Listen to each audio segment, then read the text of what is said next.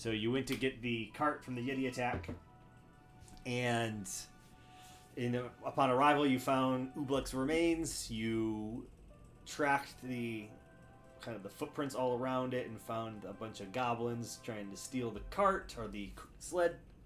You attacked the goblins to stop them from stealing it, and in doing so, found another set of goblins that to the north of where they were headed, with a cart with a bunch of with a couple of polar bears attached to it. Melee ensued. We stumbled through it a bit, and as a result, the lead goblin torched her cart.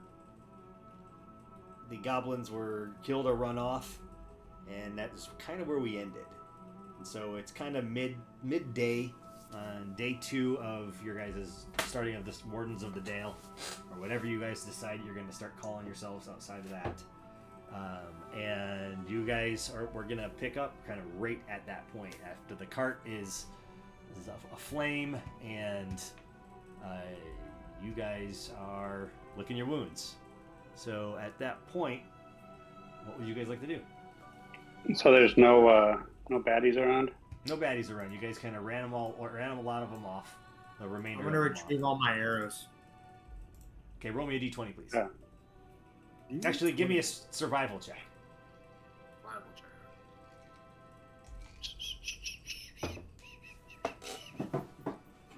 There we go. That roll.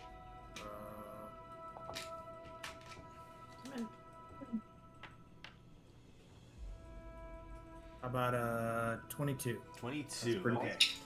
You are able to find 3 of your arrows that you fired.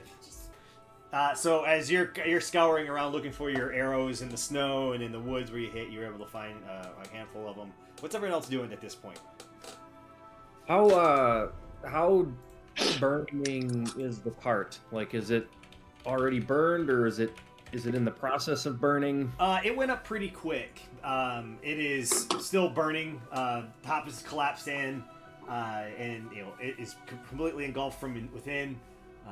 But yeah. So trying to put the fire out at this point would be moot. It's up to you if you want to do that. Maybe we could try scooping some snow on it. There's lots of snow around. All right, bears to pull us. Well, Tyler, you're looking for arrows while this is going on. Okay, yeah, I got it. Then I'm looking for my arrows. Sorry, I can't help. Yeah, so Corvus, you run over there and you're kind of tossing snow, trying to put it out a bit. What's everyone else doing? Nobody's. No. I'll just stand there and watch him, like with a puzzled look on my face. You should try throwing some over there. Everyone in our party is looking pretty healthy after that. Catch this. You're trying to help and just peg him with a snowball? Yeah. Bramble, what are you doing? Jackie, what are you doing? I was asking. Everyone's looking pretty healthy after that one, right? Nobody took too bad of a beating. I've got 8 hit points left. Out of I do as well. Okay. 15. I've got 8 of 19.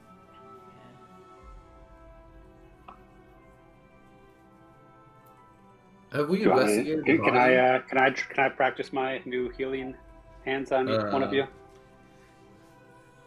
Jackie's Have gonna my go and consent. investigate the bodies Okay. nearby. Santiago, roll me a d12. Worst pickup line ever. The detail. Can I practice my healing hands on your body?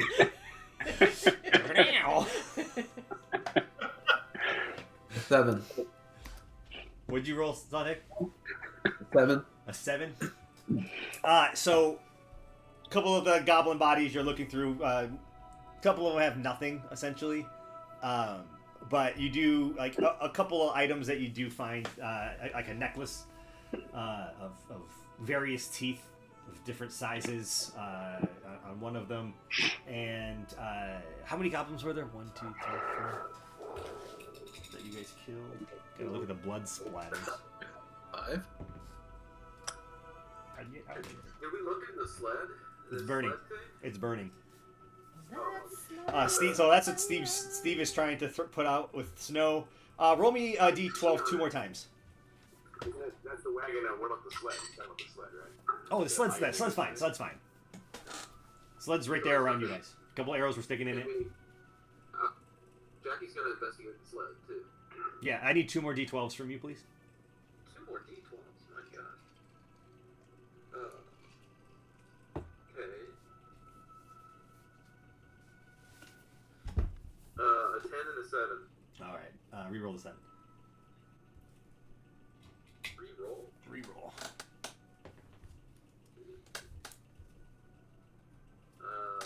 Let's make that a 3. Okay.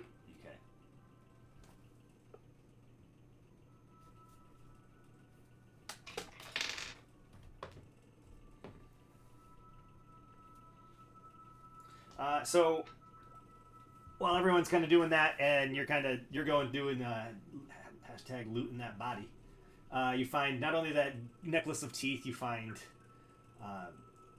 what appears to be a jar of pickled toes, and a small coin purse. And the small coin purse contains 3 gold and 5 silver within it. Have any identification? I think the pickled toes points to Goblin, but yeah, you didn't find That's any what you're looking for. any papers. Identification. Well, how much was in the coin purse? No. 3 gold and Care 5 what silver they that were. Jackie I got. just care what they have. What did you say? 2 gold for everyone? I said nothing. Jackie was the one who looted the bodies. Oh, I heard 100 gold for everyone. But Jackie, as you see that's Jackie's kind of searching the bodies. Then he walks over to the cart. You see the sled. The sled is bound tight with kind of well-ordered stacks and well-secured stacks of iron ingots that were headed towards Blackberry and Blades in Bryn Shander, and that's where you were asked to bring these back. And so everything's in good order, as everyone else is kind of doing their thing here. So, Steve, give me, since you're the only one kind of throwing snow on this, roll me a d20. Did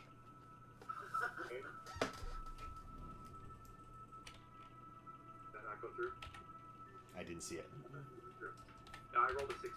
Oh, there it is. There It it just is. it took a minute. Slow. Okay, so you try to stop this thing from burning, but you have quite a hard time of it, and it doesn't necessarily get completely out. But you do manage to tamp out a good portion of it. But this thing is kind of mostly burned down to the wheels and the axles and the bedding. Everything else is kind of collapsed in with it. But it's now not blazing, but it's kind of smoldering at this point. What's the plan? I'm putting a little more snow on it. I give up as I see that nobody is helping me and this is futile, so. Yeah, it's not blazing, but it's just kind of, you got it down to a smolder with a smoky, and just now it's kind of a wet, hot mess, kind of like Chris. Can I peek inside and see if anything remains of what was in there? Why she was so intent on burning the cart down? Give me an investigation check. Okay. Can I help him? Am I done picking up arrows?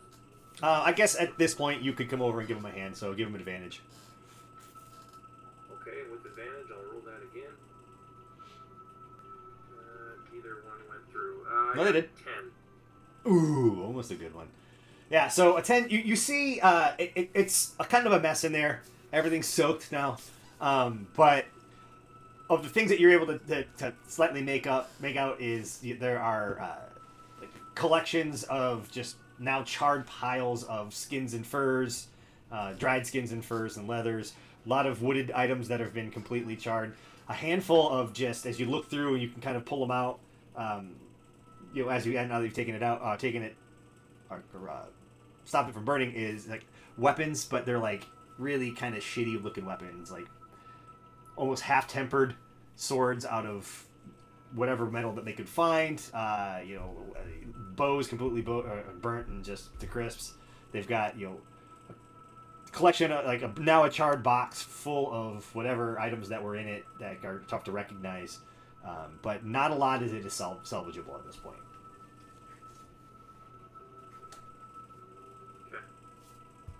satisfied. So as you guys kind of do all your things here around this for the next couple of, I guess for about 45 minutes or so, you guys kind of come and kind of recollect at the sled and kind of take a look around at at yourselves, and as you guys have kind of done this first kind of quest that as the wardens of the Dale, I guess. As you stand around getting ready to bring this thing back, for some of you, this is the first kind of physical altercation in combat against I guess in this case, a living creature, as opposed to the last time you guys had a run in. But this is like one of the first times that you guys have worked together on a combat deal to achieve a quest. And so, I guess I'm curious what is going through everyone's minds at this point. Like, for instance, I'll start with. Corvus, like you've trained for a while, and I'm just curious what's his mindset right now as this first combat comes to an end. It feels good. Feels familiar, right? He's at his best and most comfortable when solving problems with his fist. So Content. it's like something he's been trying to stay away from, but now that he's back in it, he's comfortable with it. All right. Aloysius, what about you? Like this you've been practicing one particular style of use of your abilities, and this is a little bit different now. How does Aloysius feel about all this? A great sense of loss that these poor goblins will never be able to feel the warm kiss of the light of Pam on their skins again. And if only they'd had that before. If Pamela had been able to grace them with her golden glory, they might not have had to resort to whatever it was they were doing. Fool them up blankly. Perfect. Xander, again, you've come from a house. Your background is violence and training when you left, and so how does Xander feel at this moment?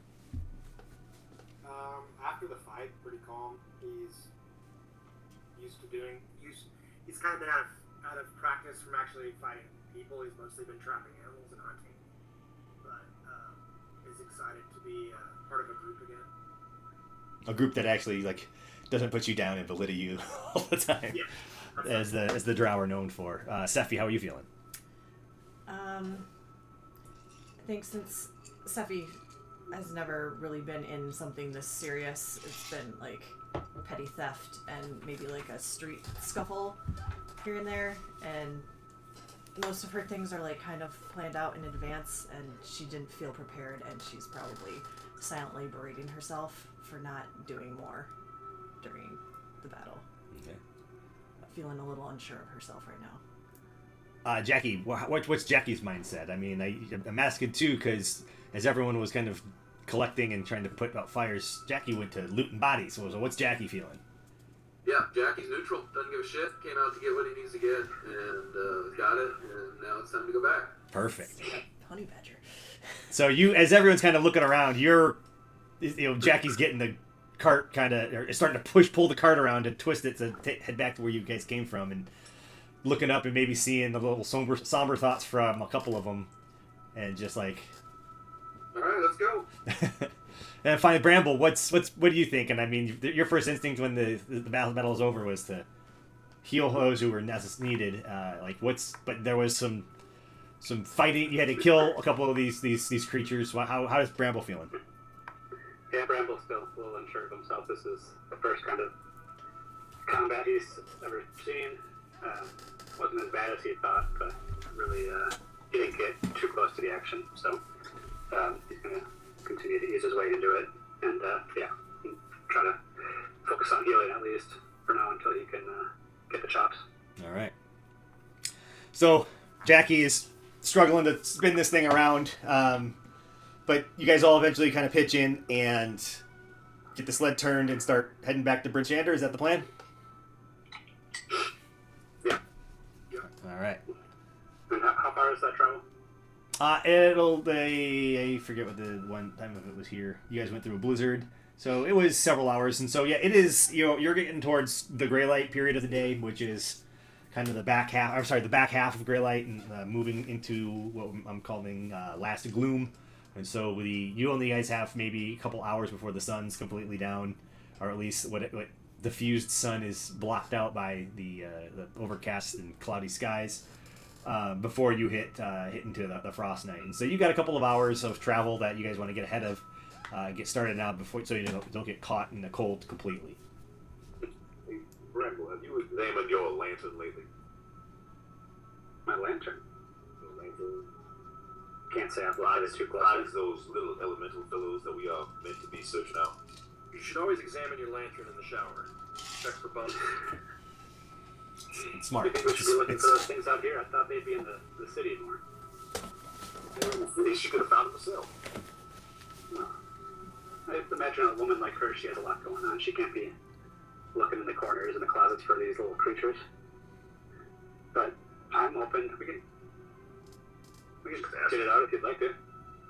Doesn't seem to be any harm in it, but I guess I'll just go fuck myself. Well, we got a few hours here, so we can just check it while we walk. No need to go fuck yourself. Okay.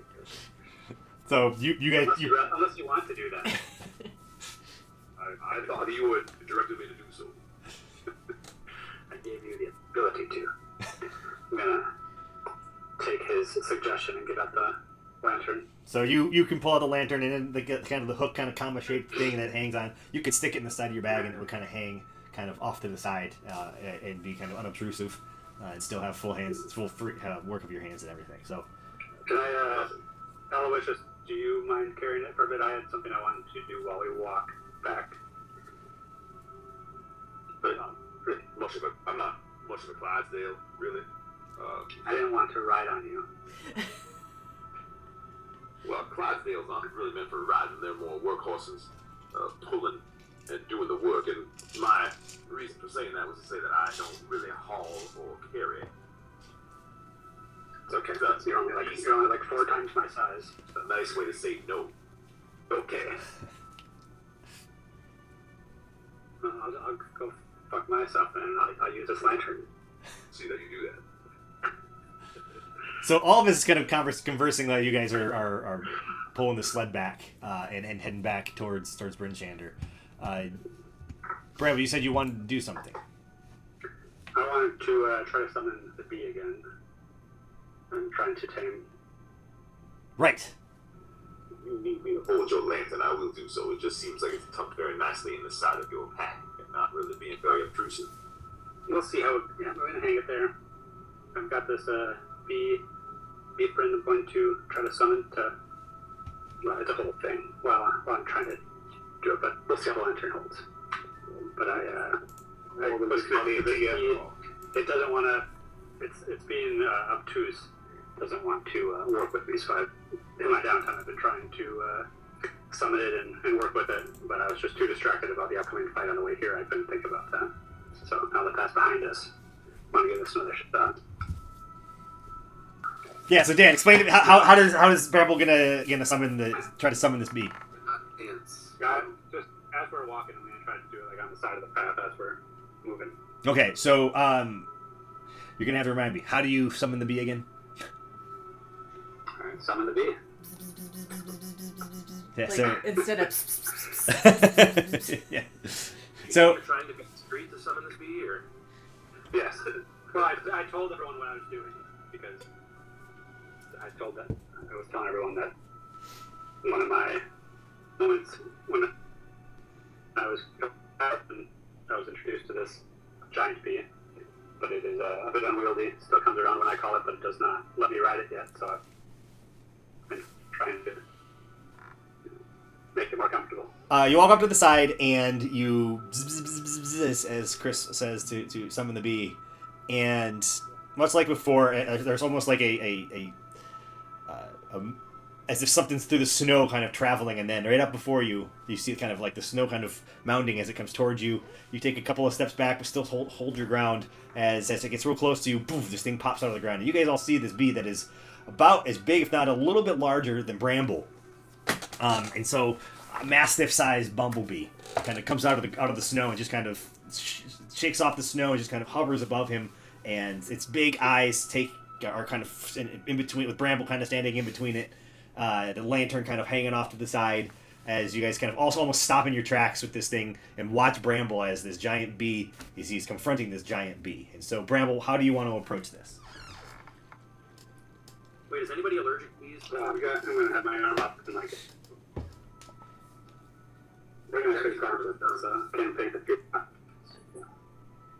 I have some honey with me that I can probably help work with you on that allergy just through exposure. Well, if you have some honey, that's right. I forgot about that. So, okay. So are you going to use any of that? So the honey's not Oh, okay. correct. I just have an arm out extended, and I was like trying to reach behind the backside of its head just to trying to see if it's receptive to me. Yeah. So it reacts. It doesn't quite pull away. It's kind of, it too is standing its ground with you, but it does allow you to touch it and kind of, you feel kind of the fur along its head and back, and so it is standing its ground with you. It's not reacting negatively to your kind of touch to it. It has a saddle on its back. Yes. And last time I was just too hasty in trying to get on that saddle, so I'm see if it'll walk along with me. Oh, okay. So lead it around. So Is this hard? So if you're gonna try to lead, give me an animal handling check for leading it.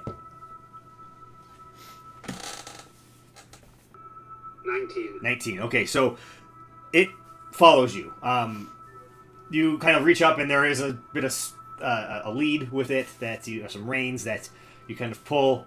It doesn't even tug; it lets you pull it kind of over its head. And as you return back to the sled, and everyone's just kind of stopped in their tracks watching you, you kind of come with a giant bee, just kind of in tow, as you kind of walk up, and everyone's just staring at you. I mean, what do you guys do? What's with the bee? What is this thing? Yeah. This is one of the last giant bees around, related to my colony. And he's been given to me to help with this quest I'm on. What quest are you on? Ending this endless winter with the rest of you. As well as finding my way as a paladin. How come we all didn't get bees? We're all on the spot. I'd like a bee. Yeah. I can speak to the queen, see if she's amenable. But I think this is like one of the last ones left. How do you speak to the bee, the queen bee? Not a very effective queen if she's only got one bee left. Yeah. One mob. Well, the hive is struggling with the endless winter, you know. Where's Can't the blame the queen for that. They're back in my town of Good Mead. Okay. Does your bee have a name? What's that? Does your bee have a name? I haven't learned it yet, so I'm gonna turn back to the bee and just ask it, because I hope it's think last time I was Beyonce. trying to connect with it.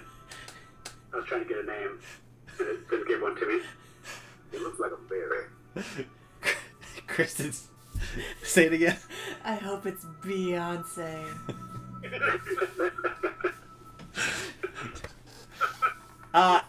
Dan, you kind of look as she asks, and it doesn't really react. But I'm gonna let you name the bee. Well, I can't think of anything better, so we're gonna go with Seffi's suggestion. Huh?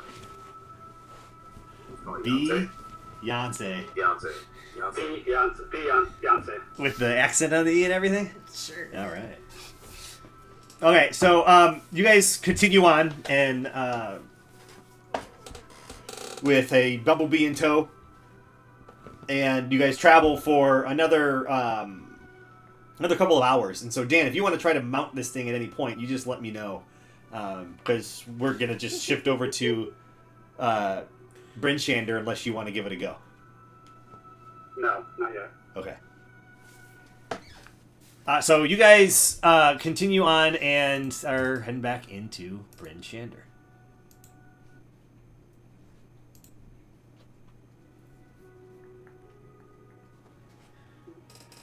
So you kind of get through the northern gates of Bryn Shander.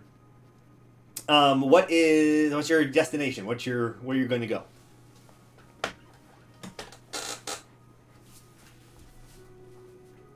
To the guild hall. We gotta return this.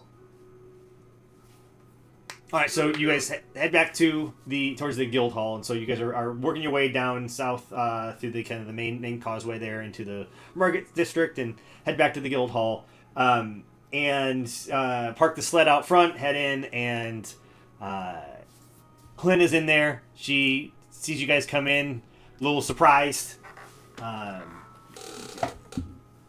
Says to you guys as you walk in, kind of with the sun almost completely, like, or at least the day completely gone, looks to you all and like, oh, I didn't expect you back. What's your name Yetis, again? Clint. Well, wait. What did you expect? Yeah, I don't get my hopes up. When I hear Yetis and destroying orcs or dwarves, like I have to hope that y'all will come back, but the last couple of years you just don't get your hopes up. So I'm happy to see y'all, and I assume you're successful. So in your mind, you just sent us off to our death. Like I said, I was hoping for the best, expecting the worst, and so I'm happy to see you back. We're all successful. There is a sled full of ignorance outside. Well, it's I'll call the remain, or at least send for the remainder and have them come collect them.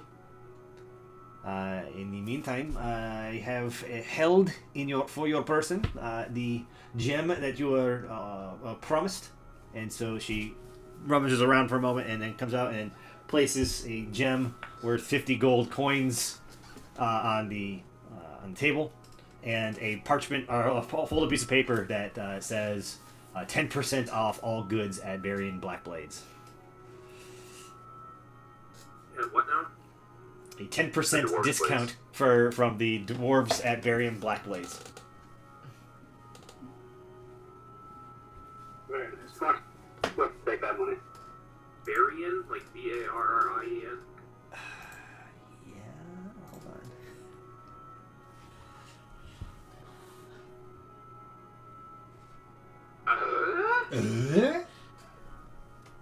Black Iron Blades. Sorry, Black Iron Blades. We can call Barium. That's fine. With the So V. she gave us a fake coupon, is what you're saying. No, it's a real coupon. Okay. Let's file the scoops over Here, here. like, this is, somebody just wrote this on a piece of parchment. We didn't make this. We're not gonna honor this. Hey, I'm just the messenger. This is from those dwarves that hired you. There's the gold, or there. This is just a promise to give us a discount on an item. This is a 10% off. It's 10% off at Black Irons. I don't care if you use it or not. It's yours. Does it apply to things that are already on sale, or is it only full priced items? You're gonna have to take it up with Black Iron. Okay.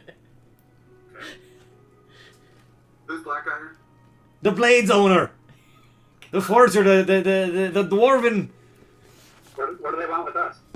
They hired us. You know, I'd absolutely love to try to help you out here.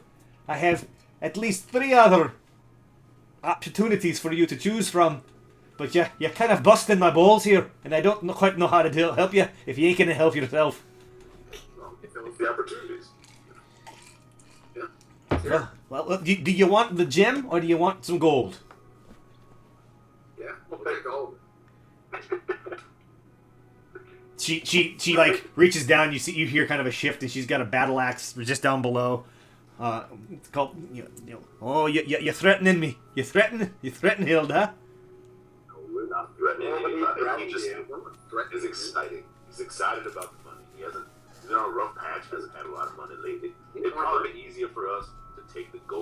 split it up amongst ourselves. Excellent. Okay. So she takes the gem, she puts it, and in a minute she pulls out 50 gold. Split it amongst yourselves. If you don't want the discount, she can find somewhere to use it. We'll take the discount. It's fine. We'll go see what they got. Yeah. Of course, on how to split this up evenly between the 6 of us. Is there a chance you can give us 10 more gold? Well, no. Please? Make the math a lot easier. Well, I mean, I can break up a little bit for silver if you want to make it straight and even. I just don't want to dedicate the necessary brain power to doing the mathematics. Well, lucky for you, I have this magical item right here.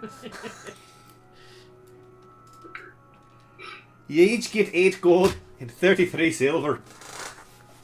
But the 3 is repeating. So we'll just call it 33 silver each. 33? Okay. 8 gold and 33 silver. You want to do that? Where do I want to do that?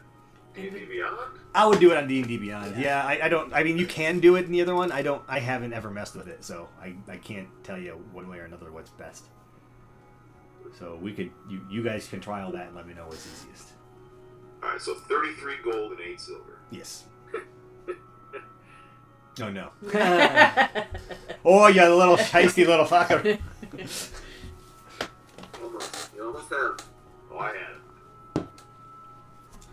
So, in the day that you guys were gone, she's gotten a couple of leads in terms of ways that the Wardens of the Dale might be able to help. And so she opens the ledger and pulls out three different notes, and then continues on to kind of describe them to you. You all can take your time here. I'm sure you with the collect yourselves, maybe stay in the hole, get yourselves ready for the next day. But here's the 3 inquiries that we have that have come in for the Wardens to take care of. First of all, we have messenger from Bremen. The local fishermen have been complaining of some sort of sea creature attacking the fishermen. But this particular inquiry is to research the sea creature. And so that is Bremen asking for aid in inquiring about some sort of creature in the lake that has been menacing them. The other, it appears that a pair of children have gone missing in Dougan's hole, and their mother has asked for help in locating these children. Lastly, it turns out the speaker of Good Mead has been killed by a Verbig. And so Holy shit. they're looking for someone to track down this Verbig and end this menace before it kills again. Killed by a what now? A Verbig, a kind of a half giant almost. Bramble, do you know this? Do you know this speaker? Yeah, he was the last person in Good Mead that I saw. This is quite a shock. He was going to try to help my family out. Of these, Oh no. of these quests, which pays the most? Oh, you're gonna have to take it up with the people that are inquiring about this. There's if you're interested in taking on the Bremen quest, there is a dwarf fisherman named Grisnik. You can find in probably, I don't know, I would assume by the docks, since he's this fisherman. If you're interested in helping out. We don't What's this? work strictly for dwarves. I feel like we should do something else, maybe, instead of just constantly looking for the dwarven folk. Oh, you know, I'm partial to helping the dwarves, that's for sure. But this is on you. Fine. I'm giving you these opportunities. If you want to help the folks of Dougan Holes and find these missing children, their mother was the one who came asking for them, and so you can look for Blessa. She sounds poor. I'm not sure we want to do that. This man is a Jackie. I don't know if you noticed, but it appears that Bramble is an acquaintance, or perhaps even a friend of this man from the third one.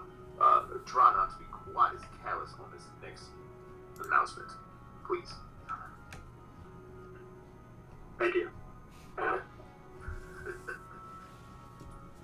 Well, Bramble, what do you want to do?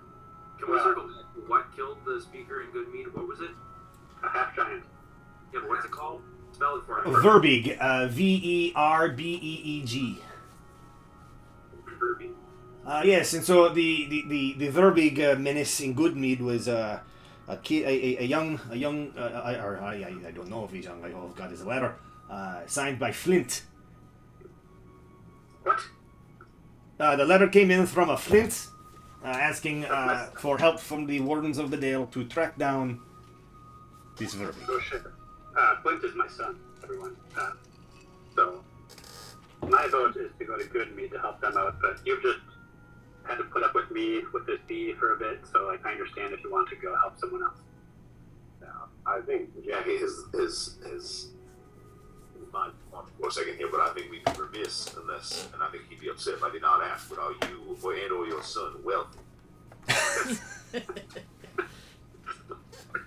We are wealthy, but not in the monetary sense. You know, we have a rich life. The log bee sense. Are the several log bees we can all get a Well, if we end up back in Good Mead, I could talk to the queen. Alright, so who do we go to then if we pursue quest number 3? Do we go to this Flint? It'd be the first start. You look for Flint in Good Mead and inquire around the good folks of Good Mead to see what you could learn and how you might be able to help them stop this half-giant asshole menace. Alright, just in the... Are there Go ahead. on these things? Can we do one? I'm concerned about these children as well. Well, this is going to be entirely up to your speed and efficiencies. Now, I can't imagine that these are going to expire, and so if you're looking to take on more than one of them, they will be here. I don't think... last I checked, and she looks through a couple pages, she goes, Nope. You're the only wardens that I get. So, if these requests come in... The concern is that these kids would, it's best to find them within 48 hours. Well, then I would my suggestions to you would be rest up, take the day, and come back and take the next one. We can push on right now to find these children. And then... Can you remind me what Dougan's Hall and Good Mead, opposite directions, is one on the way to the other? Let me see. Fisher. I'm too concerned about the fishermen right now. I think the fishermen will fuck themselves as far as I'm concerned. I'm going to pull up a map for you guys to look at. Because you guys would all know this. I don't know about that. They might offer us a good amount of coin. They probably have the most money of any of these deals. But Yeah, and I think that's what we should focus on here. Jackie, so if you want to go help the fishermen and help get us the money, coin, I guess Bramble did think he was rich, so... in spirit. And Flint, so... That ain't gonna wise him on. Where's my map? I do like rich people. Flint is my son, so he is my heir. Flint? Oh, there it is. Clint's your son? Clint? Flint is this woman we're talking to. Clint is not your son. Flint is his son. Oh, gotcha. This woman's name is not Clint. That's what I heard. No, Her name is Lena. Is it? I thought it was... What are we doing? Where are we at? Wait, who? The Guildmaster? I thought her name was, Lita or something. Oh, that pop out. Hlyn, you guys are talking to Hlyn. What I said. Gilda? Oh my god. Wait, her name is Quinn? So here you go. You guys are in Bryn Shander. If you head to Dougan's Hole, it's through Good Mead. Well, it's good, quite greedy of me, but I'm glad that it's on the way. Can we cut across? You definitely can. So do people go first? We could stop there and get a feel for what the deal is there, and then on our way to Dougan's Hole, we can Yes. catalog the first quest and then go to the second one. How imperative it is that we help with this already murdered man. Well, he could be murdering other people. He could be murdering my family. No, where's your family at? Then why aren't you with them? I left them because I felt a calling to join the Wardens of the Dale. You now feel a calling to go home and protect them from this guy. It is quite a back and forth tug of war. But I'm coming back as a warden. Would you forego your percentage of this for the rest of us? For us to help your family? No. You are benefiting by us saving your family. I feel like we're not making money for individual people. We're making money to fund our further activities as wardens. This is not a. What if we just took a little off the top for ourselves? We can feed ourselves. That's fine. Okay. You saying you wouldn't help your family for free? Yeah. What? This is very conflicting. We had never talked that we were doing this for the money. From in Good Mead. I am. I thought we were going to do it, and then we could see if we can get you all giant feeds. You also could have a beach for all of us. Well, I don't have high hopes, but I can ask the Queen. Queenie. Yeah. Especially if we start to turn this winter around eventually, somehow. There might be a chance that that the hive would grow. We could get more of these giant bees. Stop it off this flint, and then continue on to Dougan's Hole to find the children. If it is not a pressing matter with your son Flynn. Yes. That sounds pretty good, brother.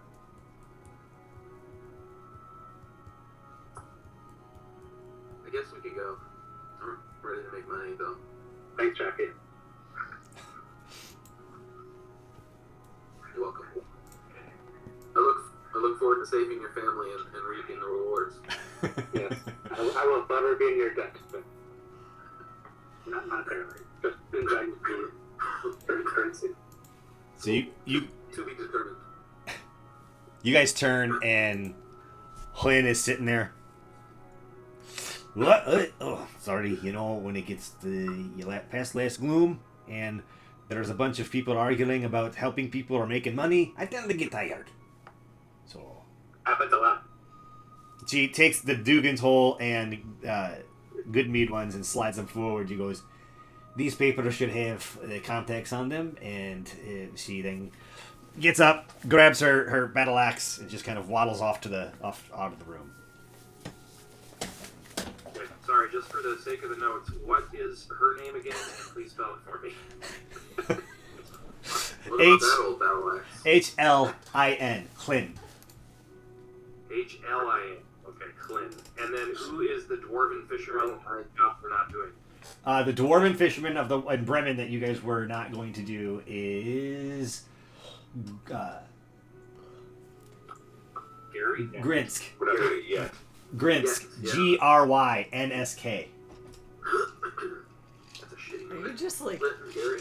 reaching into Scrabble tiles? And No. He's a dwarf. It's a dwarven name.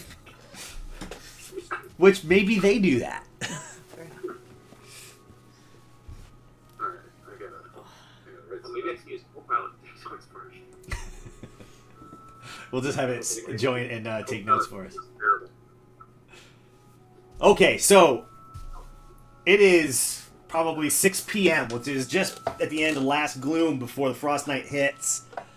Sun's down. The temperatures have dropped dramatically. What do you guys want to do? You want to take a long rest and then take this off in the morning? Yes. Yes, that's my vote. Do we press on? Do we be bold? Not overnight. That's the spirit that beat the Japanese. Who are they? The who? I would feel like if Bramble really cared about his family, he might want to push on, but whatever. No. Not overnight. That would lead to just more trouble. It's not really it's a stepson, so it's... It's not a stepson. What's your stepson's name, Cliff? It's Flynn. I'm putting in for the night. Bramble just walks off to the side chamber where he just unloads his bag and Pat just lays down, all grumpy. Back to you guys. Well, we can get through this down there. Yeah, we'll get up and leave at first gray, or whatever they call it here. First chill. Jackie, any water holes around here you might like to frequent before we go to bed? No. I've given up all that.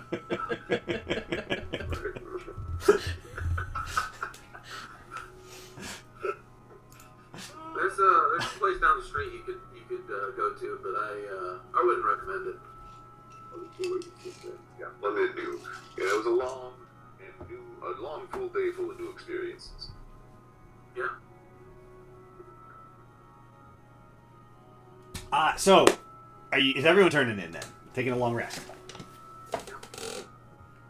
Yep. Okay, if we're all doing that, those who are taking a long rest, hit the button. The light of day 3 doesn't shine much brighter than the evening of day 3 or day 2, but you guys awake after a long rest, fairly well rested in terms of your first kind of sort of group combat in that regard, to that level. So for you all, the kind of awareness of the travel times between Bryn Shander to Good Mead is about a 7-hour walk, and so if you want to do that by foot, you can, but there's also the ability to hire sled dogs. And so if you want to take a sled, that'll get you there much faster. That'll get you to Good Mead in about 3.5 hours. But it is your call how you want to traverse. What's the gold cost? You can rent a sled dog, so you can get a sled dog for 5 gold per day. 5 gold per day. We can walk Bramble. I'm sure Bramble will be more than willing to pay that to get there soon. Yes, I'll pay that to get to Good Mead. The steps on there. Yeah, it's the cliff. Because the woman we just took the contract from. My son is Flint. Quinn. Lynn? Flint. We really struggle with this. All right. Very difficult to get names proper. Gods and sons. So you guys head over to the not too far from where you're at right now. You head over to the stable master, and as you guys are getting ready to disembark and all that, you're going to need at least 2 sleds for the 6 of you. So that is going to be a total of 10 gold per day. Well, I contributed 5. You what? Anyone? I put 5 into the pot. Okay, well, if the rest of the party each contributes 1 gold, then we'll pay for the other one. Okay. Yeah, I'll get yours. I appreciate that. You're a gentleman. Gentleman and a scholar. A scholar. Just a brilliant reader that loves books. I hear you like Pam. Not the cooking spray. That's what you're insinuating. You were right here. You were inside of this, right here. So you guys pay the 10 gold, and the stable master asks, he says, per day. Upon return, I'll ask for the remainder. So 5 gold, or 10 gold in total for the 2 sleds per day. And then if you don't return the dogs, they will charge you a lot more to replace them. So, If they can honest. Buy a sled and a team of dogs. Can we do that? Is that a thing? say that one more time. We really call it to buy a sled and some dogs. Is that a thing? You can buy a sled and dogs. They are quite expensive. These sleds to tow at least 400, close to 500 pounds. Takes 6 dogs. training these dogs from pups to where they are today. It's quite a feat. Takes quite a lot of time, and the sleds themselves pale in comparison in terms of value. So if you wanted to purchase a sled team for yourself, 6 dogs, say 75 gold each. Each. Oh yes, I mean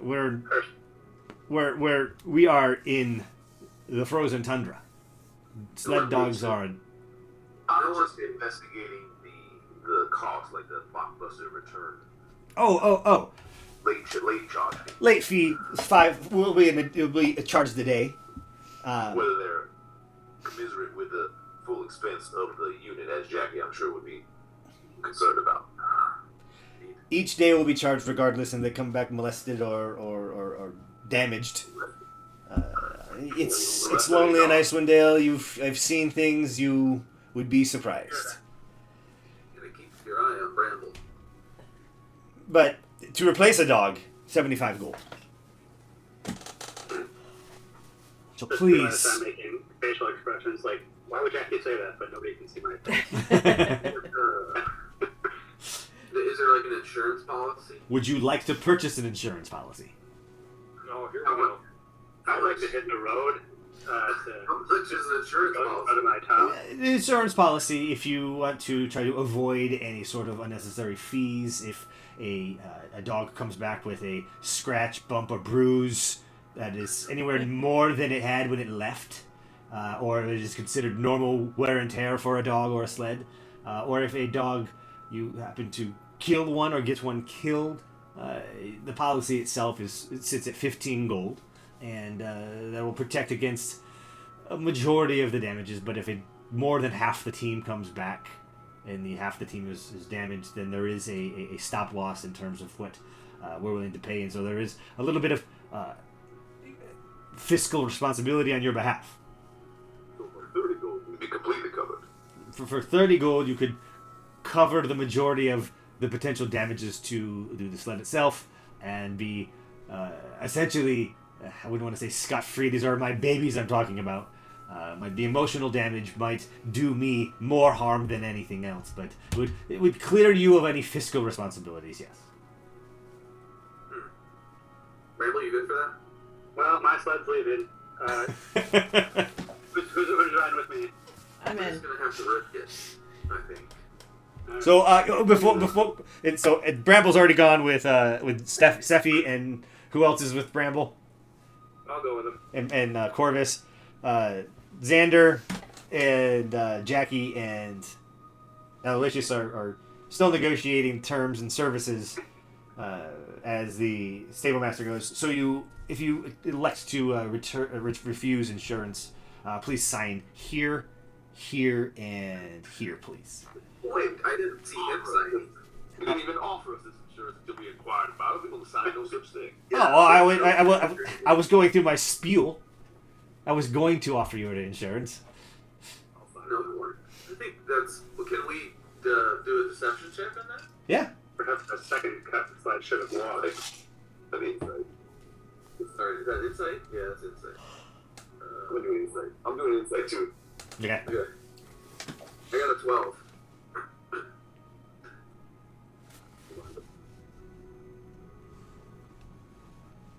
I don't think he was going to offer this before.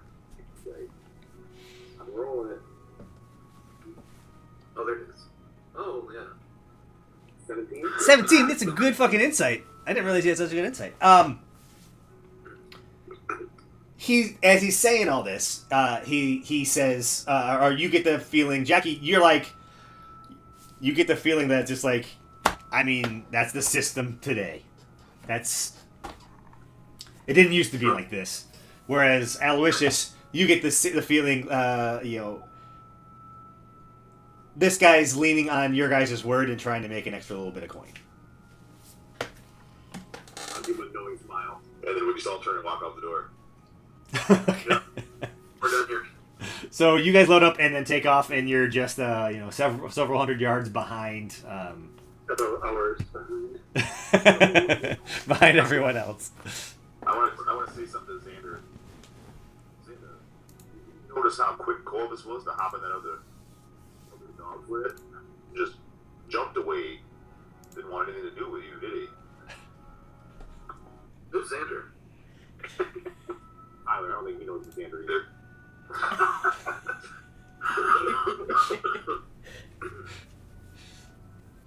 turn, Xander.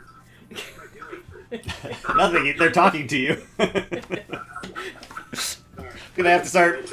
One of the things I'm gonna have to announce on our session starts is like, please try to stay within this experience here. Sorry, I just mentioned. Or a sweatshirt completely got out of the experience. I just mentioned how quick Corvus was to jump in the other dogs, so I had to stay away from you. Is all I said. Oh, got it. I'm used to it. I don't care. I grow on people. He's Rower, tiller. the lichen of personalities. That's right. Also, I put white wine in the fridge. Well, Aloysius, you bought my loyalty, so I'm with you for now. I better actually mark that down.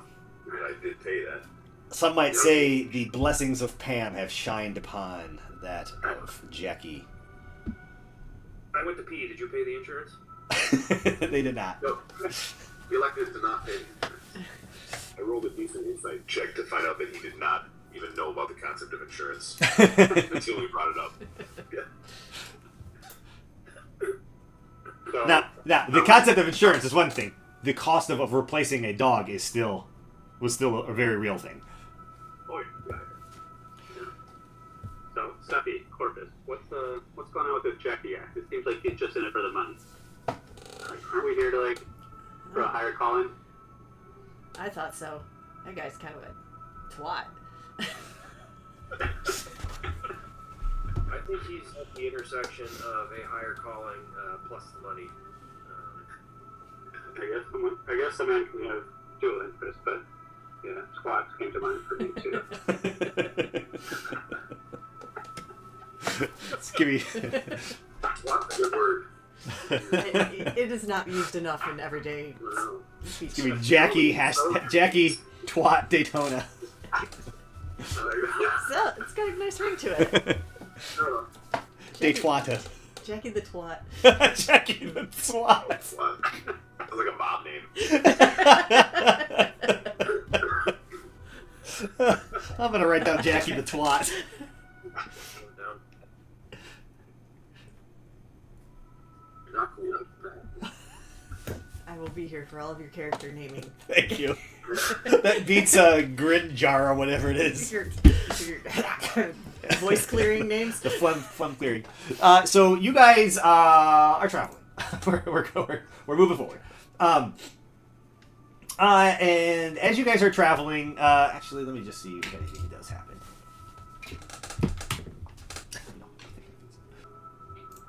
So you guys are traveling. You guys are hitting the east way, and we're making pretty good time.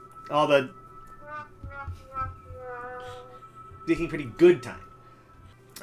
So you guys head down the east way. Several hours go by. You hit the crossroads. To the point to where a little bit familiar for you, Sephi, and that the crossroads. You continue east. You're going to hit East Haven, on the shores of Lake Dinishire. But you guys head south and kind of head along the road the trail that is just north of the Red Waters, which is the now frozen over river that feeds into Lake Dinishire. And make your way into Good Mead. So I'm gonna lead the group straight to the homestead, my homestead. Okay. See what's up with Lynn. So you guys are heading in. Ends up being a fairly clear day as you guys are coming in to Good Mead. Good Mead itself is it's a smaller of the 10 towns, but it is still fairly well self-sufficient. So the town itself is fairly well taken care of. It's, like I mentioned on your guys' way in, kind of on the distant shores of the Red Waters. And population itself is fairly small by comparison to some of the other towns that you guys have been. It's 100 or just around 100 people or so.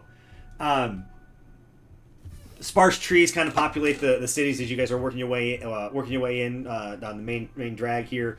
And the town itself is just in this little spit that kind of comes out and edges on the Red Waters here as you enter into the kind of the main drag.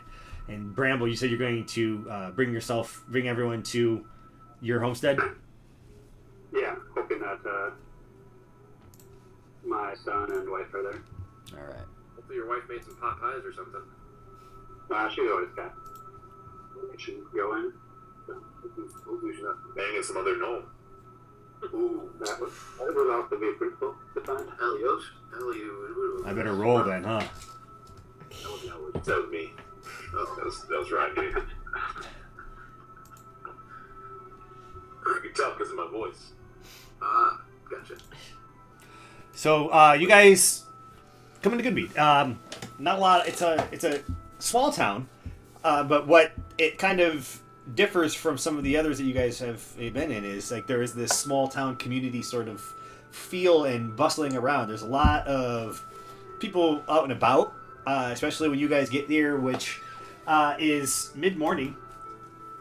So still within first chill or so before the day kind of transitions to Greylight, and people are active. Being a small town, small tight-knit community. There's by far what the rest of you may have felt. Maybe Lonelywood was somewhat like this, but this sense of like people helping each other and trying to band together and kind of help each other is pretty strong here. Bramble kind of leads the way, and as you kind of hit through the main drag here, people are kind of looking at you guys. A couple of them recognize Bramble. They wave, kids wave as you guys come here. But there's an overall this where you get this sense of it's a pretty decently strong community. There is this kind of undertone of worry and a little bit of dread, especially after the news of the town speaker being murdered just recently. Were there sacrificing people or not? This is one of the towns where they give up heat.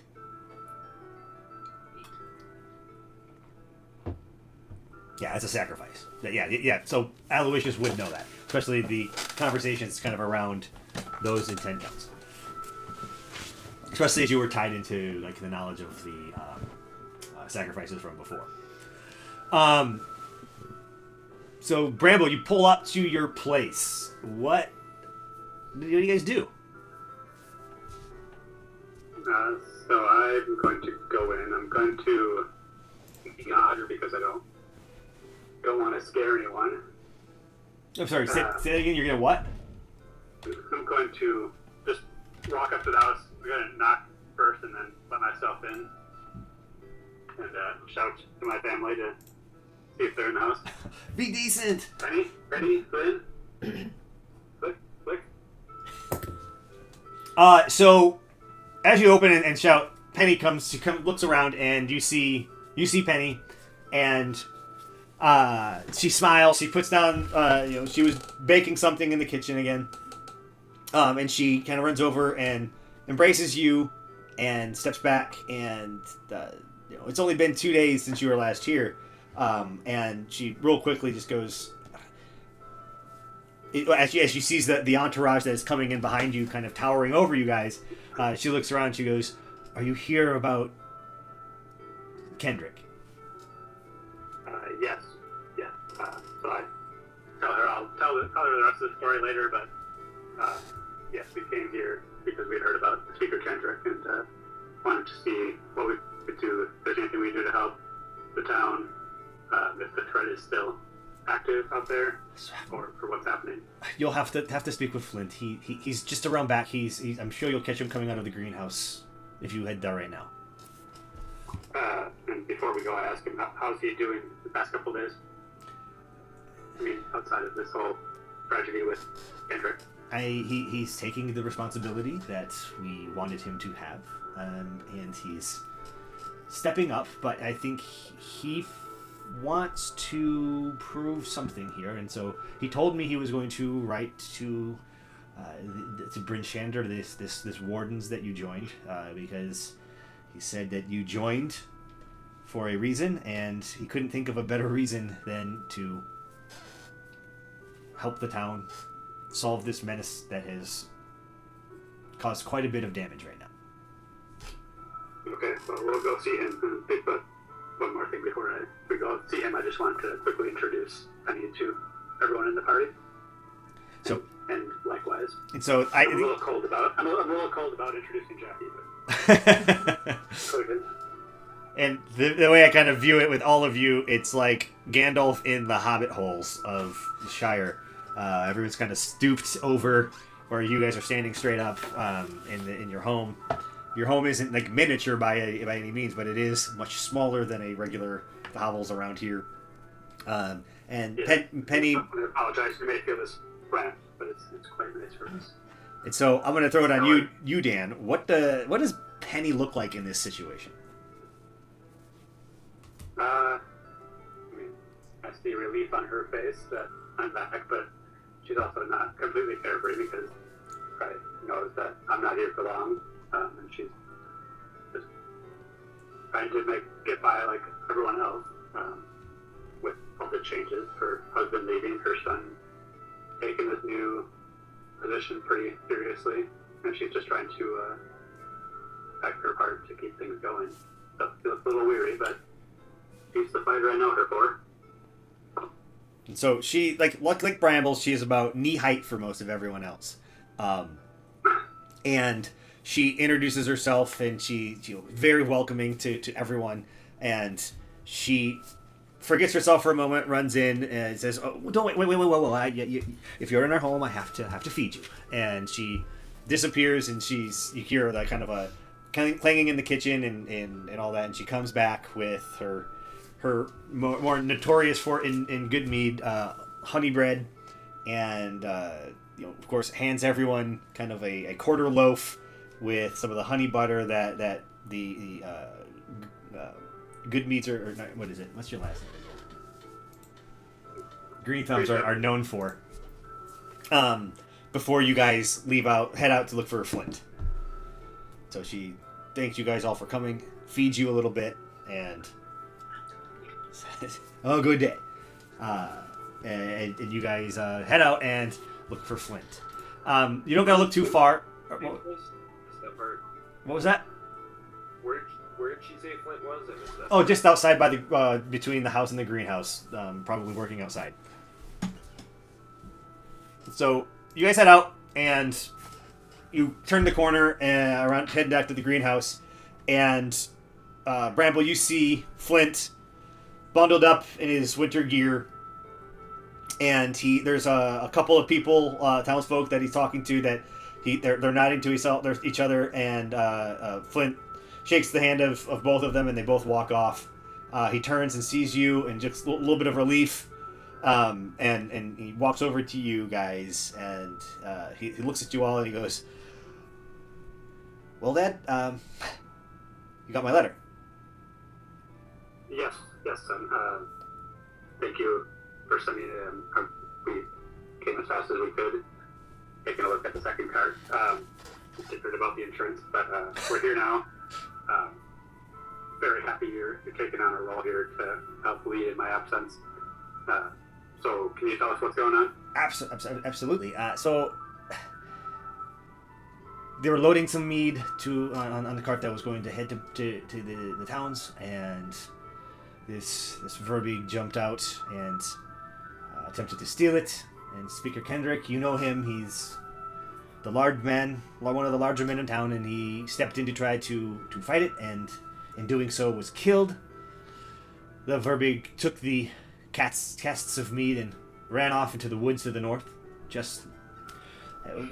You heard him talk about it before. Recently, these things have been getting closer and closer to town, and we knew there was going to be a problem. We didn't think it would be this type of problem. So, well, he ran off. We sent some militiamen out to chase it out. The militiamen haven't returned, and so now we are kind of prepping our defenses and watches to ensure that this doesn't happen again. It's been a bit of a problem that we have anticipated, but we didn't expect it to hit the way it hit, and as Speaker Kendrick told us in the past. So I thought, since this new Wardens of the Dale is supposed to help the 10 towns, that this might be an opportunity to do so. And you thought correctly. So this was what, yesterday, 2 days ago? Yeah, this happened mere hours after you left. So that hurts Bramble. If he wasn't around for that. Not that he could have done much to prevent it, but he feels it nonetheless. And so he takes a moment and just apologizes to Clint. But the Verbeek hasn't been seen again since then. It just went into the woods. Went into the woods. The militia of about 5 or 6 went after it, and we haven't seen from them yet. It's been well over a day. So Okay. we're all concerned, and that's why you see the amount of activity around town. Is there's a bit of a lot of escorting of the children and all of that. They're keeping stock of everything that's going on around here. So I was hoping that you guys could help. I mean, we're not a big town. We're not but we need some help. And if Bryn Sandra is able to lend us that aid, well, I hope you'd help. And yeah, and just you're someone that you've been here the past couple of days. So like, what would you think the best plan of action would be? To just go out into the woods, look for this, or what? You're asking me? Well, you got boots on the ground, so. Well, they headed north into the woods, so they head straight north out of town. There were some tracks that they followed, center of the trees. I would start there if you're asking me, but I don't know. And he looks at the rest of you guys and he goes, "Are any of you trackers? I mean, perhaps that's the first place to start to maybe sort of try to track." I'm a tracker. And as you kind of like look up to him, you give me an insight check, Tyler or Xander.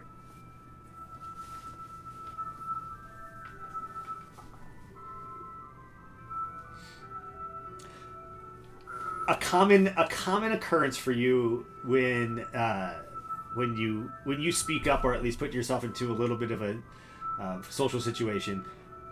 You do see a bit of a look of surprise flash across his face when he realizes, oh my God, there's a drow in front of him. And he doesn't quite step back or anything, but he does kind of like, well, at least maybe that's the first place to start is tracking them. And he won't make eye contact with you. He quickly averts his eyes as he continues. So I guess maybe you head the same direction, and maybe you can find the militia, and the militia might be able to point you in the right direction or help you out there. But we just hope that they're okay. Yeah. Well, thank you, son. We're gonna get a meal here. We're gonna talk about it. So we'll keep you in the loop. And he, as you guys kind of disperse, he goes, "Dad, can I talk to you for a second?" Of course. So he kind of takes you off to the side, and he you see a little sense of like worry, and he goes, "Kendrick wasn't dead much more than an hour before that prick Xander Forth, or not Xander, Sander Froth was already talking about that he should be assumed the new speaker of Good Mead. And if you remember, Speaker Kendrick and him were at odds at all times. Sander Froth is as you know, very untrustworthy, and he is really trying to push right now to become Speaker of Good Mead. I don't think that's a good idea. No, I'm not surprised to hear that, given how Sander is. Does he have much support? Is there anyone else, He's speaking about protecting Good Mead, improving our security around the town and making sure that everyone is accounted for. He wants to arm the citizens, up the patrols, he's saying all of the things that a scared protectionist would want to do, and that would just take more resources away from feeding everyone and keeping everyone warm and safe to unnecessarily arm the folk and a degree of different patrols that may or may not help at all, especially if this is just, if you guys can take care of the Verbig, he's using this scared tactic to try to garner support from the group. I don't know what to do here. Yeah, I don't blame the people for being afraid, but taking advantage of that is something else completely. So, yeah, maybe if we can take care of this Verbig in short order, we could, cut him off at the pass there, and we find a better person to lead in Hendrick's absence. All right. No, you're right. Okay. Well. But thank you for letting me know. I heard you've been stepping up the past day or two, your mom says. So. Well, I told you I could do it. Appreciate that. I knew you could, despite what I showed sometimes and how I reacted sometimes. I knew you could. We're capable of taking over here. Well, thanks. And good luck. Stay safe. I hope you can find this thing and chase it off. Thank you. Well, we'll do what we can. So, we'll go back to the rest of the group then. All right. And just ask everyone, what their thoughts are. I'm pretty heavily inclined to take care of this Verbig here. That's up in my town. I know we have the kids in Dougan's Hall that we meant to look after, but I don't want to dictate to the group, so I just wanted to put it out there. What's everyone else feeling?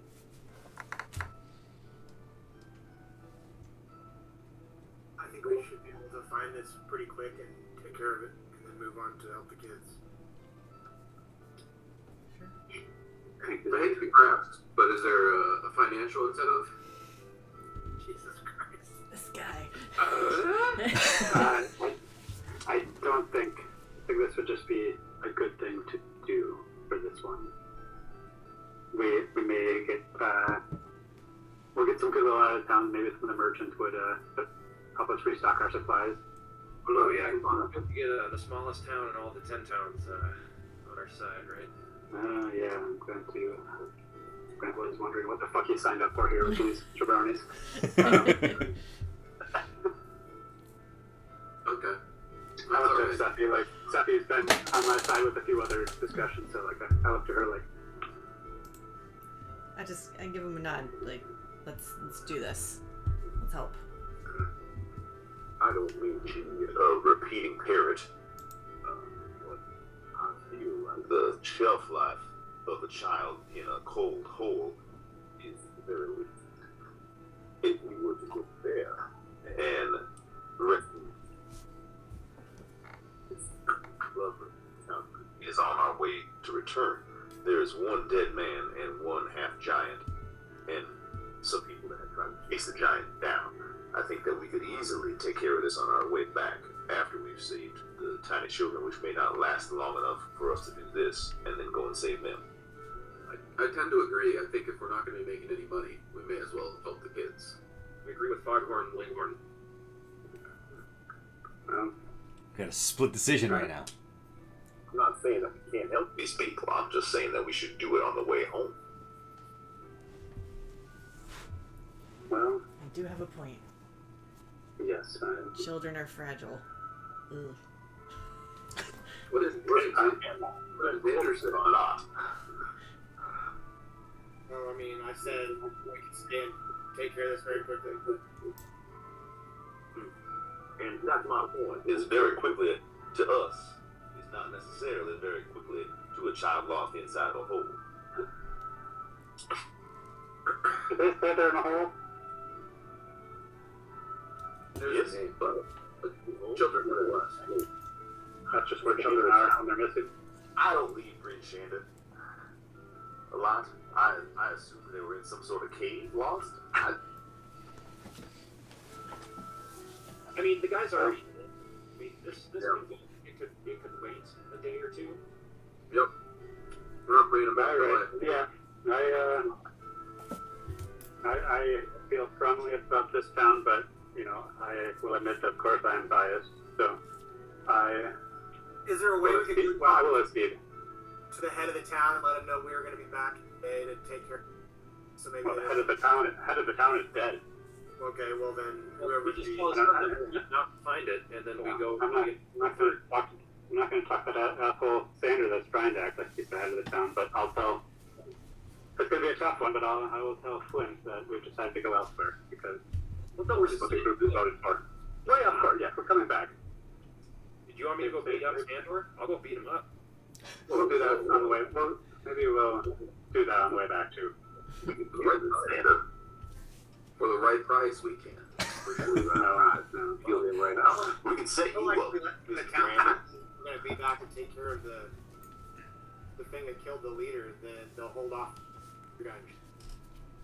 Bramble, how would you like to be the head of Good Mead? Yeah. Well, I've kind of committed to this group that we're on a, this whole Wardens of the Dale thing. You have, haven't you? And you are a warden of the Dale, not a warden of Good Mead. Yes. Okay, I'm going to go talk to Flint and tell him that we will be back in a day or two to address this whole Burbig issue. We can even think you're not committed to our quest here. Well, it's my hometown. I'm committed, but a man can have more than one motivation in his life. Like money. I get it. Yes, it's like how you feel about money. That's how I feel about my town here. I see. And Willing to Jackie, give you at that comparison, Jackie thinks for a moment, looks distant off into the, and then returns back to being Jackie. Jackie the Okay, so twat. what are we doing? So, Flint, what are you saying to, or I'm sorry, Bramble, what are you saying to Flint? Just tell him that we spoke as a group. We have this other task that we took on down in Dougan. We've got some children that have been missing, and we feel like the clock is ticking there. We're going to go down there on the way. We're going to come straight back through Good Mead, and we will address the Burbig at that time, and hopefully deal with Sandra while we're at it. So, you're not going to help us right now? No. Obviously, you know that I would prefer to be staying here and taking care of this Burbig right now. But I'm part of a larger group now, and I don't get to dictate what the group does. When we do it, everyone agreed that we're gonna come back here and help.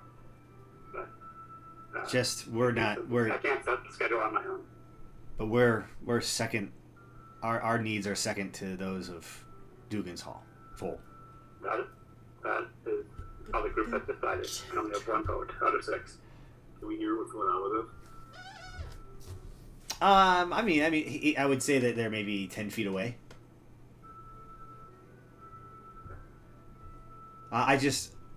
You do what's best, I guess. I just hope this thing doesn't come back and hurt any of our children that are. You know that I feel the same way. I signed up for this. I'm part of the team, and I can't just let them go on without me either. So. All right, no, you do what's best, I guess. And he just kind of Yeah. looks at you, kind of somber, and turns off and then heads back into town. So I join back with the group, and I say, we're continuing on to Dougan tonight then, right? Yes. Okay, so Dougan's Hole from where you guys are at is a barely an hour ride on your dog sleds, and so that would put you coming into Dougan's Hole around I'd say about 11 a.m., which would be kind of just past gray light. We should go back to Good Mead. I was waiting for that.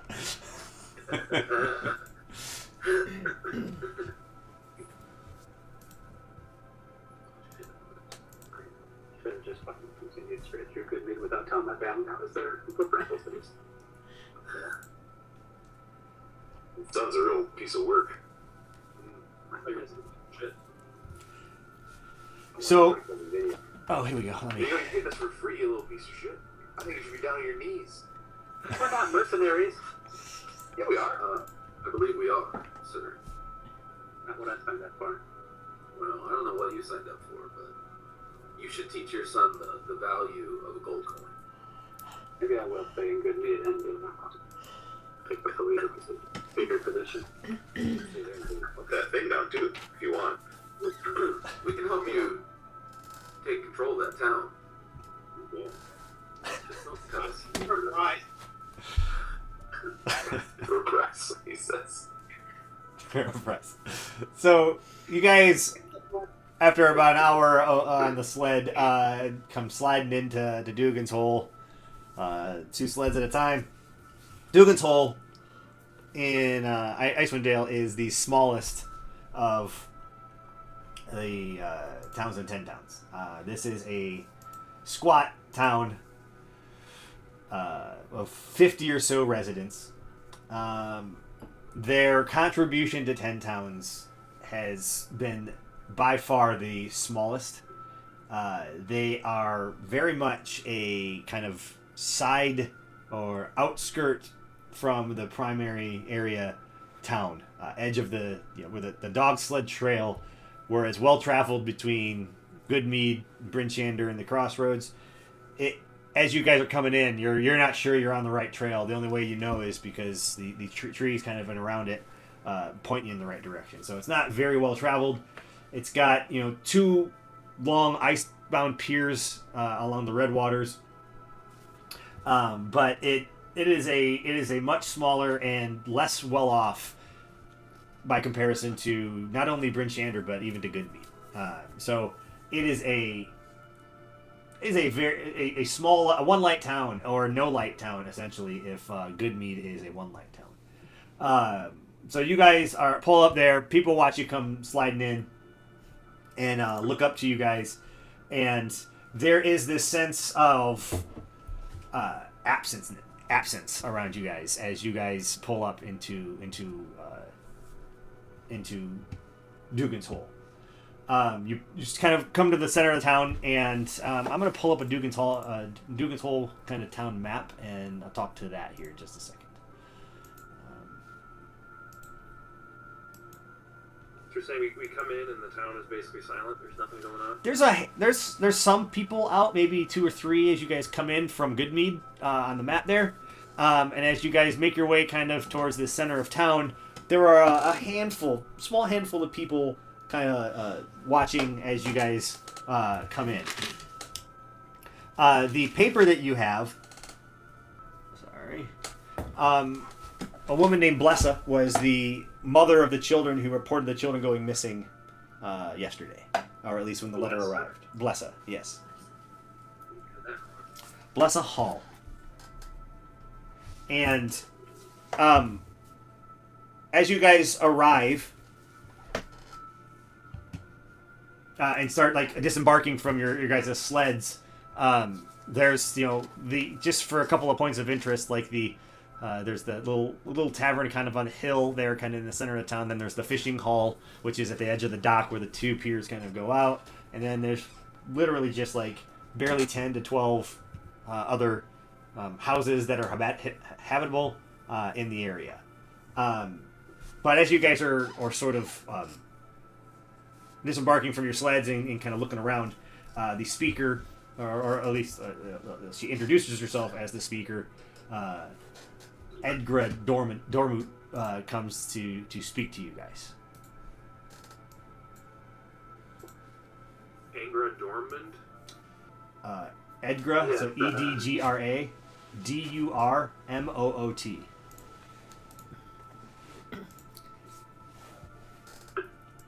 I'm from out this way, so I'll address the speaker. Introduce myself from Good Mead. Wardens of Dale. We were responding to a letter sent to by Blessa. Blessa? Blessa Hall. Yes, her children went missing. Blessa Hall, yes. Well, I can fetch her if you'd like to speak with her. She's very Yes. Are the children still missing? But if so, yes, we'd like to talk with them. I don't know. I'll fetch her. And so she kind of turns and kind of walks, leaves you guys in the small town square that is there. And the people that are milling around as she's going to get Blessa are just giving you guys cold stares, kind of looking at each other, not whispering to each other, but just kind of staring at you guys all standing around. As you guys are there, like 2, 3, maybe 4 or 5 more people kind of come out to the hall and just kind of stand kind of around the outskirts of the kind of center of the town. And it's this absolutely eerie feeling of just them standing around, not speaking to each other, just staring at you guys.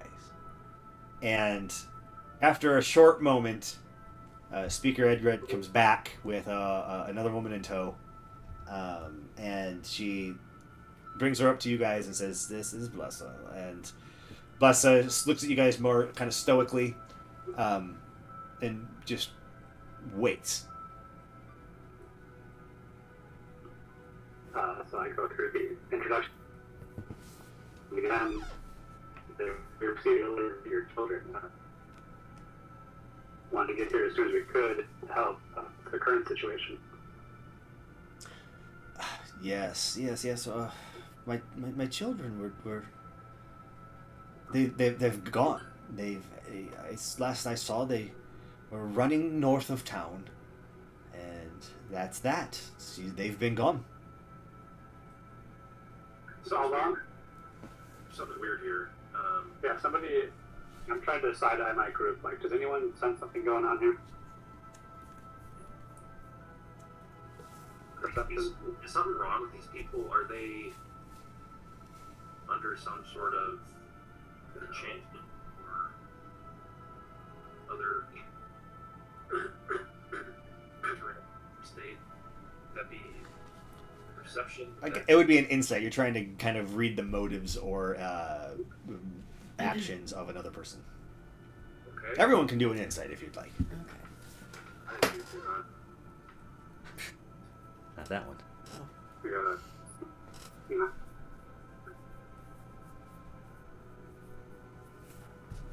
I rolled a 17.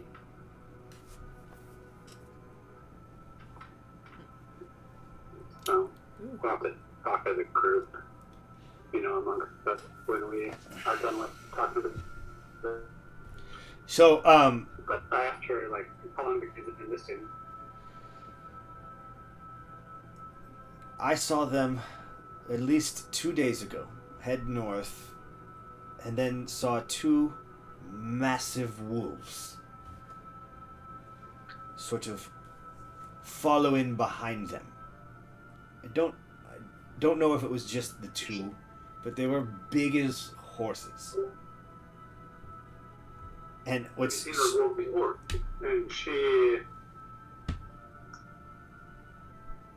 the oddity? her tone of voice to me doesn't sound like concerned. Oh, very concerned for my children. Go on. But the things that I didn't say that out loud. yes, okay, you have to be more specific. Okay, sorry. But the odd thing, which makes me worry so much, is that I swear that the wolves spoke. I swear that they had a vocabulary. What did they say? So, your children are missing, but the biggest thing that worries you is because the wolves are speaking? Well, if my children are gone and the wolves that are size of horses are speaking, wouldn't you be worried? I would be worried, but if they were my children, I'm more concerned about them being gone. Yeah, Well, don't care that's so why much. we called for you. You called? Yes, I sent the letter. What would you like us to do? Yeah. Please find my children.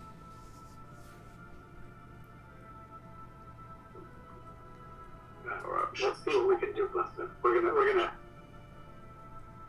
gonna gather our supplies here and probably head out to the north. So we'll talk to you. So let's go back and huddle up out of hearing range of fish. All right, so you walk away, and as you guys are kind of huddling off by your sled to talk, you look back, and the two of them are still standing there staring at you guys, and several more folks from the town have come out and are staring at you guys from the periphery, kind of just unmoving, unspeaking, and just watching you guys. So, did we gain anything from our insight checks? So Jackie, I think you and Xander had over 18. I think you had a 20, or whatever your total was with your thing. But what you gain from them is not only there is this almost artificial feeling about the way that they're acting and reacting. You're right to call it like this lack of empathy or concern. But it's just something strikes you as off, and you're right to feel that way, but you're unable to pinpoint what it is. Okay. This place gives me the fucking heebie-jeebies. And I don't buy this. Right. You think this is like a trap? They want to steal our money or something? They want to do something. I feel like I agree with you, Jackie, that it feels like we were lured here. I don't know what for. I mean, yeah, you put out a call that some kids are missing, obviously. People are going to come running, but what do they want out of that? Where is their aim?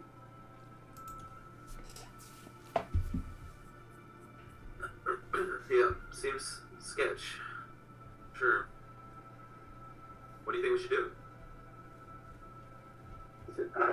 I'm out of my depth. Has anyone, I mean, probably not, but has anyone dealt with anything like this before? I don't typically rescue children. I'm not that. The weird people that are seemingly in the trains or something. What about like Corvus, his association with the monks and the weird mental states that they can get in? Does he have any background on that? Experience he can draw on? What you're more focused on is like the generation and harnessing of like a inner energy, and the stuff that you would have been trained in. This is like, I think you rolled a 4, right? And so like, or whatever, or an 8. And so like, it's weird, but you've never been to Dougan's Hole. You don't know if this is just the people. Like, so as far as Corvus is concerned, like these guys, as they're talking around what's going on, Steve may feel like this is odd, but Corvus is like, this might be the people. Like, you've been around a lot of areas in the north. There's a lot of different cultures and behaviors. So as far as Corvus is concerned, Corvus may just feel like this might just be the people of Dougan's Hole. Well, on that note, like, go ahead, Xander. Has Xander heard of this similar, like, the way these people are acting from any other places he's traveled? So Xander, when you came up here, there are several towns that you've looked into. Like the amount of productivity that Dougan's Hole provides to the Greater 10 Towns is one of the reasons maybe you didn't stay here. And out of all the different 10 towns to stay in, you picked Lonelywood, and so you may have, if anything, have come through or at least checked out Dougan's Hole enough to say this place isn't for me. When I came through, were they acting similarly? Give me a history check.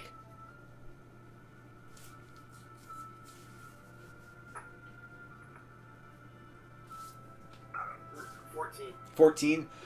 They were very standoffish last you were here, but enough time has passed that it's hard to tell whether or not they were this peculiar.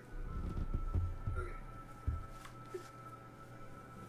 And, Bramble works in the next town over as a merchant, so he's probably had some dealings with them. Does he have anything beyond them being standoffish in his reactions? If anything, what Bramble would know, and maybe Sephi by extension from her dad, is like Dougan's Hole is kind of the backwater town of the 10 towns, and so for those who have never been here before, you've just heard that they're a different, smaller folk, and so again, given the perception checks, the only folks that would really kind of clock that this is a little different than normal would be Jackie and Xander. Everyone else might just be, well, I heard Dougan's hole is, backwater and different. Maybe this is just the people. This seems like a trap to me. Yeah, but do we... I agree. That's what it feels like. But do we just leave? Do we stuff it out anymore? Thinking myself as the voice of practicality. Now that we've come all the way here, and this woman vouched to have her children return, they don't really seem all that invested in it. The dogs that we have rented cost quite a bit per day. We do need to return them to Bryn Shander. We also have the other pressing matter back in Good Mead. We have investigated slightly, not thoroughly, this matter. I don't know that we would feel good about turning away and leaving, but at the same time, it may be a necessity. We are not all-knowing, all-seeing beings. We are the wardens of the Dale, and we can only do what we can do. This seems to be a larger sort of malaise that we could combat. Yeah, I certainly don't want this malaise spreading into Good Mead, but I don't know that we can handle that at this time. So I'm of course inclined to get back to Good Mead. Well, you said the Dougan ran off to the north, so I mean that's towards Good Mead, isn't it? Along the trail, Good Mead's to the northeast. This would be, they're talking north into the tundra. Although I see no financial incentive here, I do think it would be fine to see if we can see any tracks if we look up there. If our friend Xander can track anything. So maybe we just take a slight detour on the way back to Good Mead. Do some tracking to see if we even see any wolf tracks or children tracks. We're more focused on finding the children than the wolves. Send on sleds to back to Bryn Shander. Someone to bring the sleds back to return them, because I don't imagine we'll be using them in the woods. If we are here a number of days, we will start to rack up quite a bit. I've once heard a story of clerics and other folks able to coax the truth out of people through certain means. Is there a way that we could just talk with some of these folks around here and have a circle of truth or an area of truth where we can extract information from them? I've heard those stories as well. It would be great. I don't have any knowledge of those methods, though. Perhaps, yeah, it's just an old wives' tale. I'll beat some of it up if you want me to. Why don't you go punch the speaker in the face? See if that rouses them out of their stupor. No, don't do that. So, should we put it to a vote again? Yeah.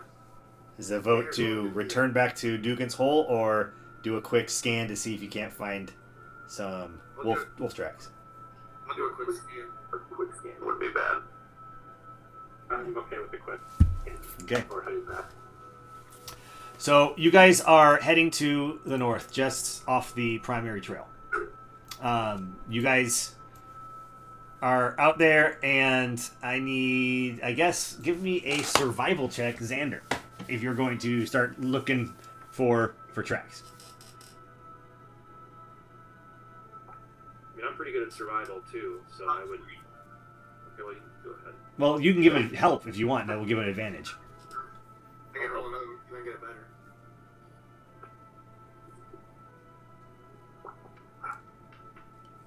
Well, no, you didn't, but 20 is pretty good. So you guys are out there for, we'll say, about an hour just checking it out. And you head into the tundra a bit, into a little bit deeper snow. Put Dougan's hole behind you guys a bit. And after about an hour, you get a... Actually, give everyone... Let's do this. What's everyone's passive perception? 11. 12. 15. Yeah, What's Corvus's passive? 16. And Aloysius? Passive perception 14. Okay. So, Corvus and Xander, as you guys are out tracking, everyone else, you guys kind of sitting there just like trying to keep warm, just kind of like, waiting. And as you guys are kind of heading out into the tundra a bit, and the rest are kind of following you a little bit behind you, Xander and Corvus, you guys look at each other, and kind of knowingly, and there's this feeling that you're being watched. Wait, Xander and who? Xander and Corvus. Corvus. So can I sense where that's coming from, or where we're being watched from? I guess both of you give me a perception check.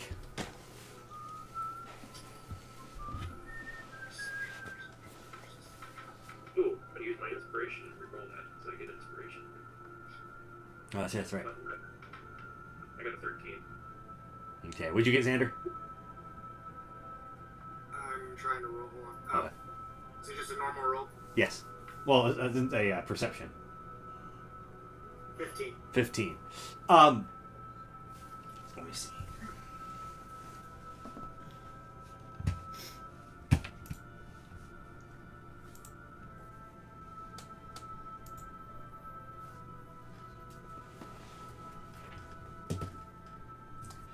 So you guys, would you roll Xander again, or not Xander?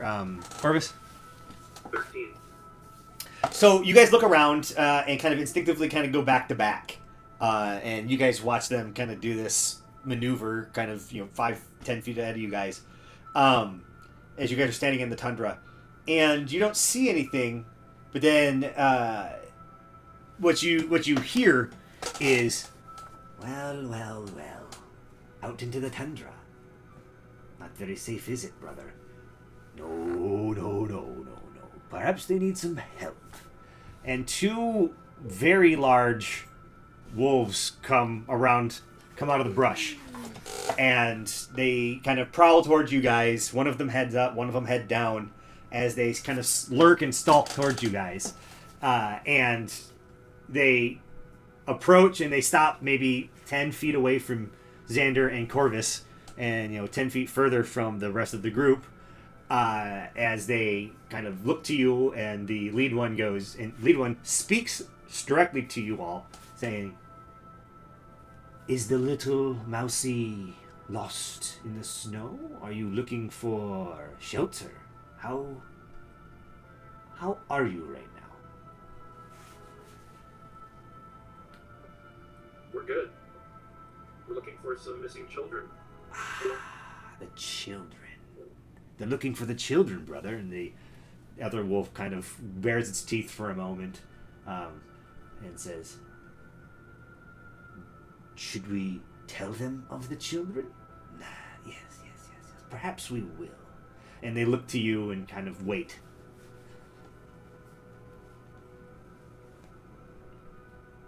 So tell us of the children then. Yeah, we can hear you guys talking, so go ahead. We would love to help you with these children. We help them and guide them. Are you helping and guiding the rest of the town back there as well, or just the children? God, my mouse keeps vanishing. Sorry. I need to pull up something because I forget the name of it. There it is. Couldn't remember the name Lodge. We guided the children to the lodge, where they are safe. Would you like to be guided to the lodge as well? Why don't you bring us the children, and we'll help them out from here. Wow, we are but wolves. The other one echoes. Winter wolves at that. We protect those lost in the woods. We bring them to our master, Garanji. And the other one kind of growls a little bit. Would you like to meet Garanji too? Not really. Just tell us about it. Oh, Garanji. Have any of us heard of Garanji? I can't imagine any of you would. I mean, I guess everyone can give me a history check real quick.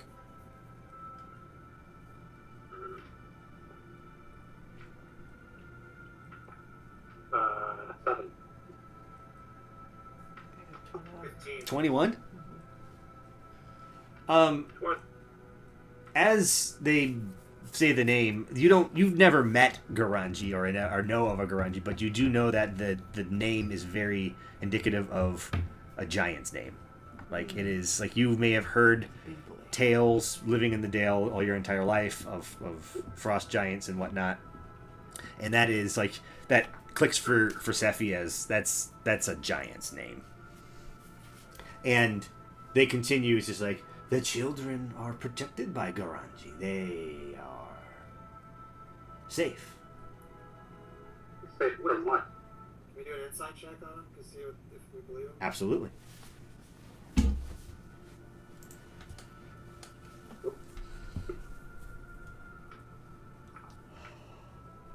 Ooh.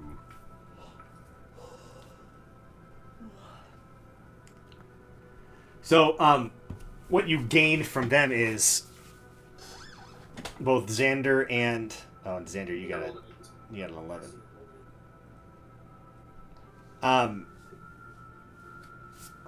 Who rolled what now? Hold on. I rolled an 18 first and accidentally. Date. Why'd you roll it twice? I accidentally rolled it a second time. Oh, okay. So, Dayton, Aloysius and Xander, you both kind of clock, like, there isn't, as the way that they're talking and kind of playing off each other while talking, whereas it is trying to be confusing and deceptive, you don't sense that they're trying to outright trick you. Like, when they say that the children are at the lodge, like, you don't feel like they're lying to you. In fact, the one that's kind of in the back that kind of has his head down goes, "Forget it, sister. They don't care. They don't care of the children.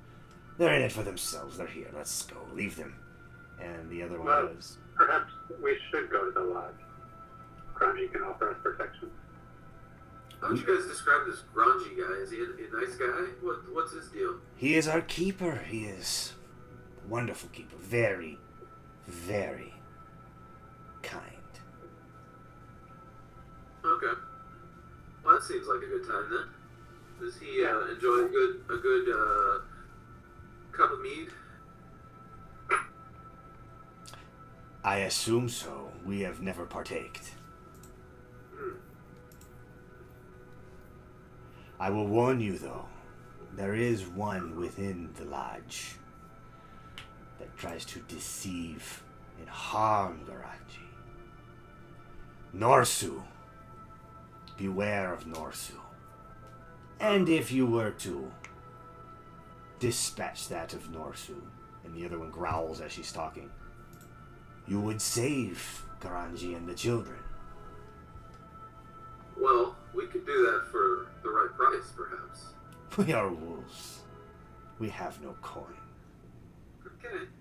But you are free to take what Norsu has kept there himself. What is Norsu? Norsu is the mammoth. The mammoth? That sounds large. Corrupted by hate.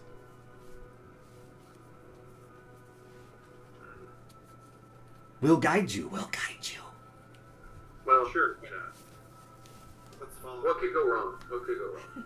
Yes, what could go wrong? And she bounds up a little bit. The other one stays down. His head kind of rises a little bit.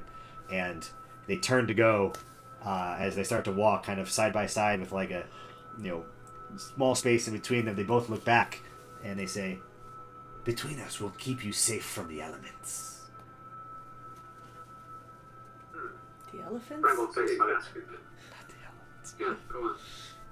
Say that again? Hey, wolves, what are your names? I'm The- Jackie. Jackie Daytona. The first one that was speaking to you, "I am Karan." And the one that was kept keeping his head down is, "I am Kanan." Those are good names.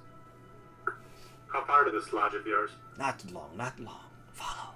And they begin to slowly bound off into the tundra. They're saying Anin? Koran, Koran, and Kanan, Kanan. They're saying that between the two of them, they'll protect them from the elements, or they just will. We don't have to walk between them. You don't have to. They're asking you to. If you would like to walk between them, they will protect you from the elements. Sure. Well, I'll walk between them. Okay. Jackie won't. Sounds like you need him to. Jackie. I know. I do. Jackie's sick over here. Everyone, like, following him? Aloysius is going to walk up between them. How's everyone else going to sit? I'm going in Walk between up them as well. between them. Animals. Sit. And what was the rest of you guys? I'm not going to. I don't need to. Jackie's gonna follow him. Okay. I'm just gonna follow. Corvus and... Who else am I missing? Bramble. Corvus wouldn't want to go between them.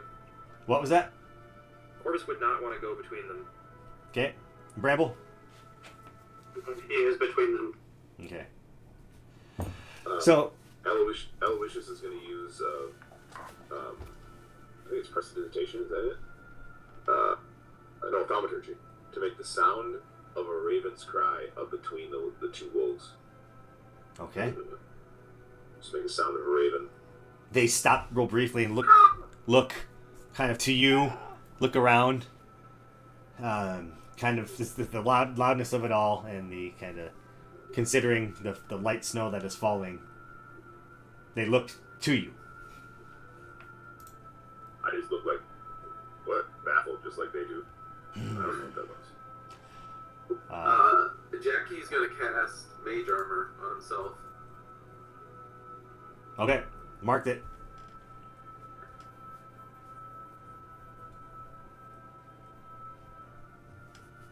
Alright, off we go. Off you go. You guys walk forward, and I think that's a good spot to stop, and then we'll pick up from this point next session. Sweet. Awesome. Okay, so Good job, Drew. good job, all of you. Do we want to try to nail it down now?